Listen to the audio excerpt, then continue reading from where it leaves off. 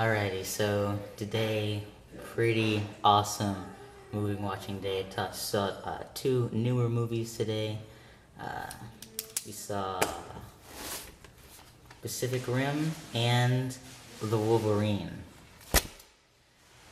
So we start off with Pacific Rim. It was a pretty cool movie. Lots of robots, lots of monsters. They kept it nice and constant with the fights, the battles. Um, I was kind of expecting it to be like some kind of Power Rangers type movie, but it definitely surpassed my expectations with that. Um, Main character, he was a nice, solid kind of guy. He was humble. He had a nice love interest, chick that wanted to get into the robots, and apparently they were a nice match. Um, you know, the monsters, the monsters were absolutely insane looking. Because here I was expecting some, the Godzilla remakes. Expecting Mothra to come out of the water with, Mecha Godzilla or something. But no, they definitely kept some unique monsters. They used some real life monsters, like real life things like bats, crabs, all types of different animals, and made them into giant glowing monsters that they called. I can't even remember what they were called, but the point is the monsters were definitely on point. The robots were definitely insane looking. I mean, you had the 3-arm robot, you had the classic ones, and it definitely amazing on both the robot and monster perspective. The monsters, though, apparently they kept getting better, coming more frequently, and obviously that's a problem because they're walking around destroying cities, and we're just not making enough robots. So they start dwindling us down. Boom, there's only 4 robots left, and that's when things start to get down and dirty. They gotta get in the water. The monsters are starting to evolve. They start shooting. They start flying, doing EMP blasts. It is absolutely crazy what these monsters are being capable of. And then one specific thing that I really liked was that the actor who was Hellboy, and he was also in Sons of Anarchy. Love that guy. I can't remember his name at the moment, but I love him.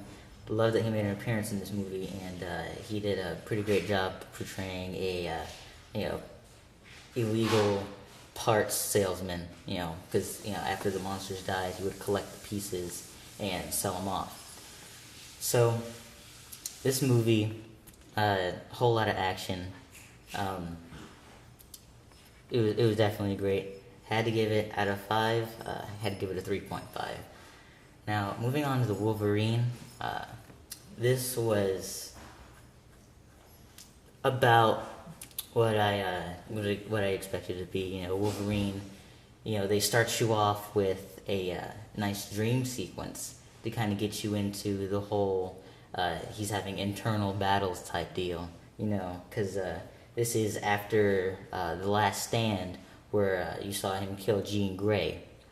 So, you see her popping up in his dreams left and right, talking about his death, whereas, he's trying to hold on to his immortality. He's a Ronin, they called him, a samurai without a master, and, living immortality with as a warrior without a cause, not totally great. So, a guy that he saves back in time when Hiroshima got bombed, Nagasaki.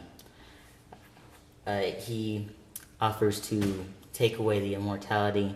Then you get into the whole business of, they're trying to take away his immortality. They've got Viper, the villain, and her whole biology thing. She's ripping off her skin. She's spitting in people's faces. It's totally gross what this chick's got going on. A few of the scenes that I really wanted to point out, they had a fight scene on a train, and it was totally terrific. They were jumping up and down because they had I don't know, what do you call those, like the train was going through these like tunnel-like things, but they were really thin, these rail type deals, and they had to dodge those on top of the train. that was great because one of the guys, he was keeping up with Wolverine, dodging him. I was really impressed by that. The when Wolverine was going to save the Miyazaki, I can't remember her name at the moment, but he was going to save the girl that was in peril at the time, and he was heading through this village of samurais, and they just start filling his back full of arrows, and he's trying to walk away. They get him with the poison arrow. They got the ropes everywhere holding him down, and they finally take him down. But just the endurance that Wolverine could stand after all that. And one of my favorite, well, not exactly my favorite, but something I definitely noticed within this movie. A lot of times, whenever he had his immortality, they'd give him a scratch on the side, then he'd turn and he'd heal it. Oh gosh, they did that a few, maybe one too many times, in my opinion. After the last time, I was like, okay, they're going a little overboard with the scratch and turn scene. Okay, now I'm definitely gonna advise you guys to stay after the credits for this movie. Definitely something special afterwards. But out of 5, I'm gonna have to also give this movie 3.5. Thanks.